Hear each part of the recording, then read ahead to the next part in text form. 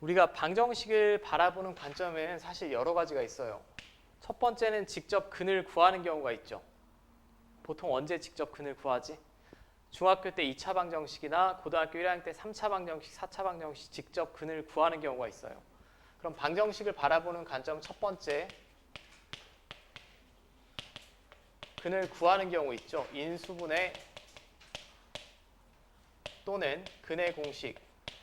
근의 공식은 당연히 2차 방정식만 되는 거고, 자, 두 번째 방정식을 바라보는 관점은 또 뭐가 있냐? 실근이 있냐 없냐의 실근의 존재성을 우리가 살펴볼 때 있습니다.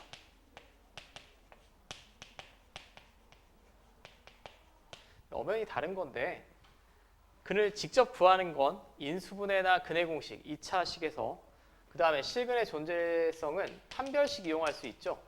근데 판별식은 몇 차식만 가능합니까? 2차 방정식밖에 안 되지. 우리가 크게 뭐 여기서 살펴볼 건 아닌 것 같아. 근데 하나 더 배웠어요. 앞에 2단원에서 닫힌 구간에서 연속이고 양 끝에서 함수값의 부호가 다르면 그 사이에 반드시 실근이 적어도 한 개 이상 존재한다라는 게 사이값 정리지.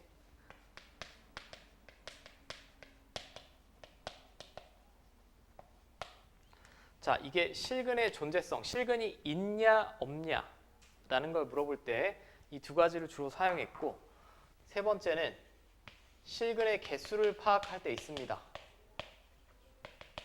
그 다음에 네 번째는 실근의 부호. 자, 그러니까 우리가 주로 다뤄야 되는 건 수학2에서는 이 두 개라고 보시면 될 것 같아. 그러니까 착각하시면 안 돼. 방정식을 풀어내는 게 아니에요. 방정식을 직접 구하는 건 대부분 고1 과정이에요. 그 다음에 2차 방정식이 실근이 있냐 없냐, 혹은 어떤 연속인 함수가 실근이 있냐 없냐를 물어보는 건 실근의 존재성이고 이쪽이고, 여기서 하셔야 되는 건 실근이 몇 개냐, 그리고 실근의 부호가 양수냐 음수냐. 근데 이 두 개를 해결하는 방법은 의외로 간단합니다. 그냥 그래프 그리시면 끝이에요. 이 두 개를 똑같이 해결할 거야. 그래프를 그려내시고, 그리고 교점의 개수가 실근의 개수와 같음을 이용할 거예요.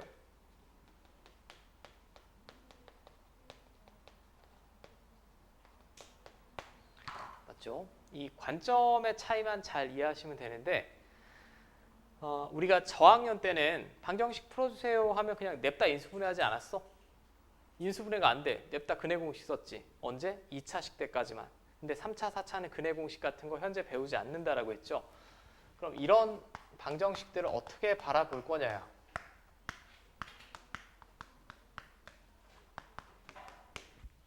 자, fx는 0이라는 방정식은 우리가 이렇게 바라볼 수 있죠. 이 방정식은 결국 y는 fx를 그린 후에 x축과 교점 구하시면 되지. 맞습니까? 다시 말씀드리는데 실근을 구하는 게 아니야. 교점이 3개면 실근이 3개인 거고, 교점이 2개면 실근이 2개인 거죠. 개수나 부호에 집중하시면 돼. 실근의 개수나 부호. 그 다음에 얘는 또 뭐라고 해석이 가능하냐. 아, 얘는 y는 fx 그리고 y는 gx 그리고 교점의 개수가 그대로 실근의 개수란 얘기죠. 맞습니까? 자, 그럼 제가 예를 들어볼게. 간단합니다. 편의상 fx는 3차 함수라고 합시다.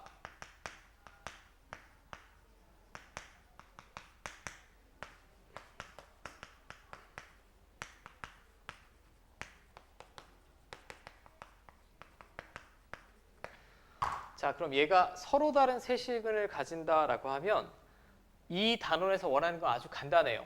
서로 다른 세 실근이면 y는 fx랑 y는 a를 그렸을 때 몇 번 만나면 돼? 3번 만나게 하면 되는 거야. 근데 우리가 이 앞단원까지 배운 게 3차나 4차 함수를 도함수를 이용해서 그려내는 거 배웠죠. 그럼 당연히 문제 fx가 주어졌다면 그려낼 수 있을 거예요. fx를. 그리고 얘가 서로 다른 세 실근을 가진다라고 하면 y는 a가 이런 식으로 그려지면 되죠. 맞습니까?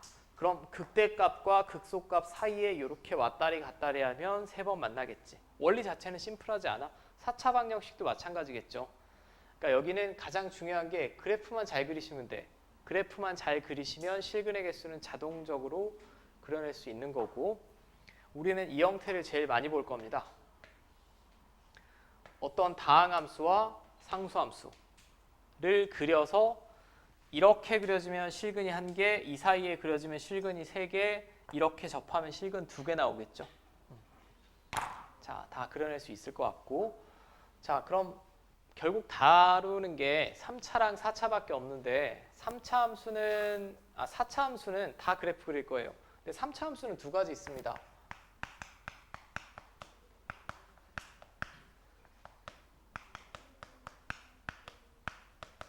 이건 제가 개념적으로 그냥 정리만 해드릴게요. 그리고 문제로 예시도 보여드릴 거고, 첫 번째는 어떤 특별한 미지수가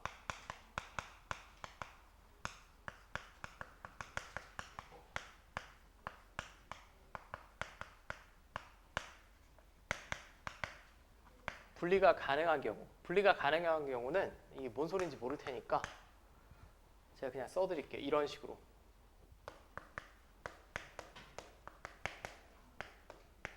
여기서 특정 미지수는 a겠죠. a를 이렇게 분리가 가능한 경우는 이렇게 풀어내시면 돼. 이거 그리고 교점의 개수가 실근의 개수다. 이걸 이용하시면 되고, 근데 가끔 어려운 문제에서는 얘가 분리가 불가능한 경우 있어요.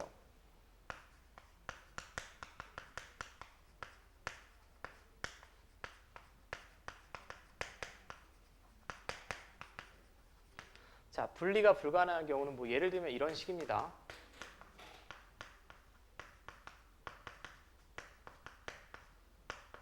뭐 이렇다라고 가정을 해볼게.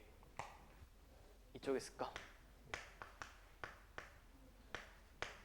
뭐 별 상관없을 것 같은데, 이거는 a만 이쪽으로 넘길 수가 없죠. x의 개수로 딱 붙어 있으니까 양변을 a로 나눈다라고 해도 그럼 a분의 1이 여기 나오겠지.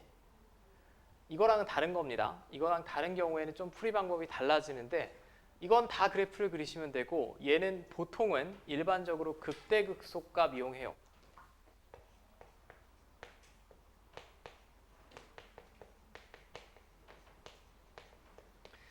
자, 이게 뭔 소리냐? 저는 지금 3차 함수 실근의 개수 말하는 거야.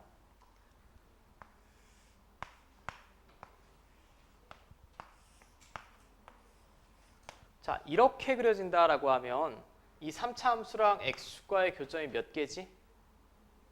1개죠. 1개입니다. 그죠? 1개일 때의 그래프상에서의 특징은 얘는 극대극소가 모두 음수, 극대극소가 모두 양수 나오겠지? 맞습니까? 그럼 마치 판별식처럼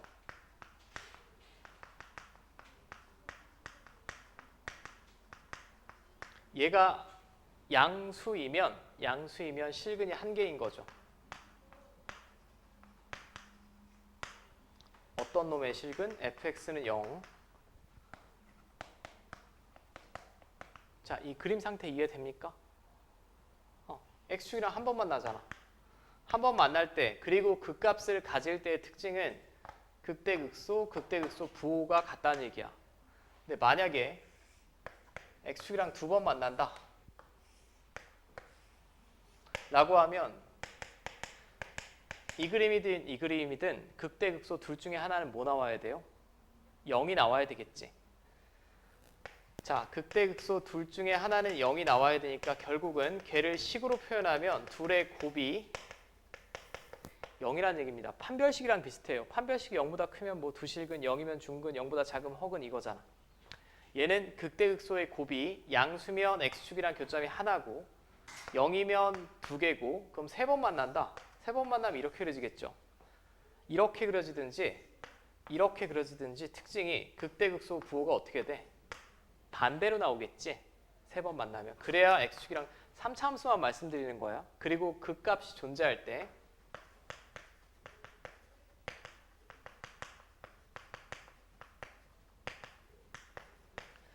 자, 그럼 그 값의 곱에 부호에 따라서 x축과의 교점을 바로 구해낼 수 있다는 얘기죠. 계산은 당연히 번거롭겠지. 왜냐하면 극대극소를 다 구해야 되니까. 그러니까 한정된 상황에서만 씁니다. 이렇게 미지수 분리가 불가능할 경우. 이 외에는 다 이 방법이 훨씬 편한 거예요.